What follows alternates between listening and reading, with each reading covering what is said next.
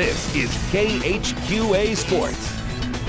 Things are on fire for Quincy University Athletics right now. Tom Pagic and the football team made it 4 in a row yesterday, and today was a trio of other Hawk teams looking to keep things a-rolling.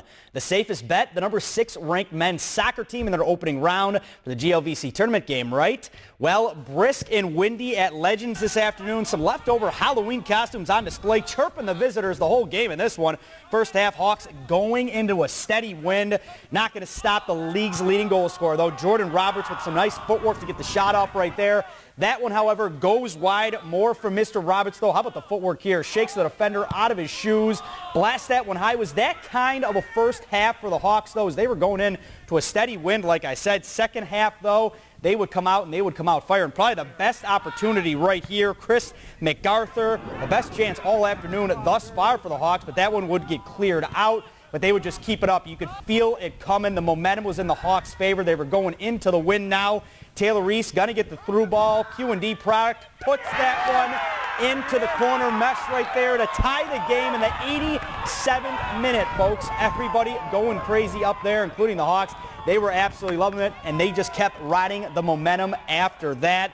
And about a minute and 15 seconds later it was. I put the camera down for a second to tweet the score out. I had to pick it back up because Jordan Roberts puts in the game winner, 23 yards out, bottom 90 right there. The Hawks, that's a winner, 2-1 in the first round. They get it done over Bellarmine today. QU hosts the GLVC Championship next weekend. They'll take on number 4 Lewis on Friday. What a game out there it was. How about the women as well today? Pulling off the late win, QU entered today's GLVC tournament as the number 6 seed, which is their lowest ranking heading into the tournament since 2003. It didn't stop them from moving on down in Kansas City as QU takes down Rockers 5-4 in penalty kicks. Rockers scored in the 22nd minute to go up 1-0, but Maddie Kuhlenberg netted the equalizer in the 81st minute off a corner kick that sailed in far post. It was her first goal of her career. Not a bad time for that. Kayla Nuremberger clinched the game with a perfect PK to send the Hawks to the next round. They'll take on number 17 Missouri S&T on Friday at UW Parkside. The quest continues as they look to win the tournament for an automatic bid to the NCAA. Also, our congrats to Tyler Tomlinson and the Culver-Stockton women's soccer team. They clinched their first ever Heart of American Conference playoff spot yesterday. Good vibes to them as they head to Baker on Friday for their opening round tilt. QU women's volleyball game, they were taking on St. Joseph's today. Obviously, the men's soccer game ran late and I couldn't make the trip, but nonetheless, the women's Spikes provides the Hawks with another win on the day.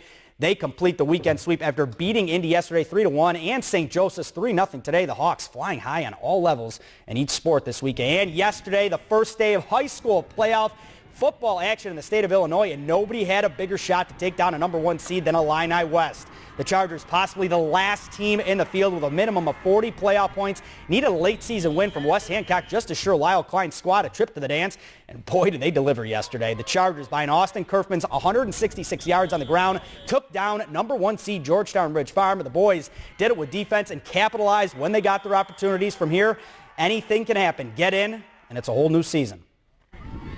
We're hoping to make an impact that I believe would be the last seed. We're hoping to make an impact down here in Carthage, keep things the way they've always been in Carthage. We played a really tough schedule, and we're just proud to be out here. We're glad we made it, and we're ready to make a statement to all of Illinois. Every away game we had has been like a playoff game. In fact, every game has, so this felt just like a normal game. It's a great feeling always being on top.